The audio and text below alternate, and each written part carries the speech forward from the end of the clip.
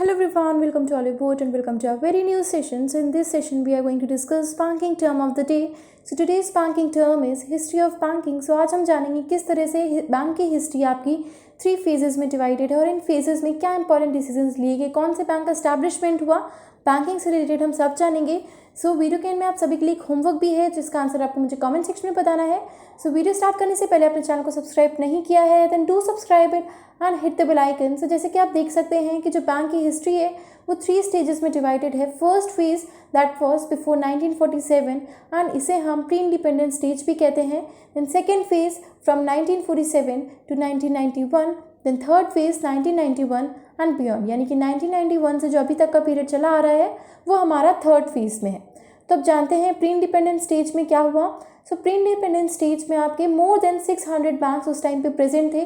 तो जैसे कि मैंने जब आपको नेशनलाइजेशन पढ़ाया था उस टाइम पे बताया था कि बहुत सारे बैंक सेटअप हो रहे थे एंड बैंक सेटअप हो रहे थे और बंद हो जा रहे थे. तो उसका मेन रीज़न क्या था कि जो प्राइवेट ओनर्स थे वो उन बैंक्स को ओन कर रहे थे और वहीं उनको गवर्न कर रहे थे, तो लोगों का ट्रस्ट उन पर इतना ज़्यादा नहीं था. द नेक्स्ट चीज़ कि first bank of India that was bank of Hindustan वो स्टैब्लिश्ड इन 1770. सो इसी पीरियड के दौरान आपका बैंक ऑफ हिंदुस्तान स्टैब्लिश हुआ. The next top 3 banks were merged during this phase, bank of Bengal, bank of Bombay and Madras. तो ये तीनों ही बैंक्स उस टाइम पे स्टैब्लिश हुए और इनका मर्जर हुआ और मर्जर होने के बाद आपका बना imperial bank of India and वही इंपीरियल बैंक ऑफ इंडिया आपका 1955 में नेशनलाइज हुआ एंड गवर्नमेंट के अंडर में आया एंड फिर उसी के साथ साथ उसका रीनेम भी कर दिया गया और उसे हम आज जानते हैं स्टेट बैंक ऑफ इंडिया के नाम से. तो ये हम हिस्ट्री ऑफ एसबीआई में पढ़ चुके हैं. द नेक्स्ट है आपका Allahabad bank 1865, Punjab national bank 1894, bank of India 1906, bank of Baroda 1908 and central bank of India 1911.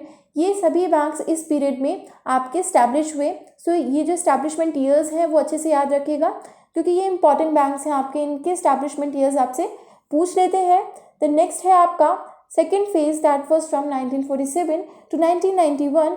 सो इसमें सबसे इंपॉर्टेंट चीज़ हुई थी आपकी नेशनलाइजेशन, जो कि हम ऑलरेडी डिस्कस कर चुके हैं. फर्स्ट नेशनलाइजेशन फेज हुआ था 1969 में, सेकेंड वॉज इन 1980, तो ये हम डिस्कस कर चुके हैं एंड इसी पीरियड के दौरान आपका नेशनलाइजेशन ऑफ बैंक्स हुआ था.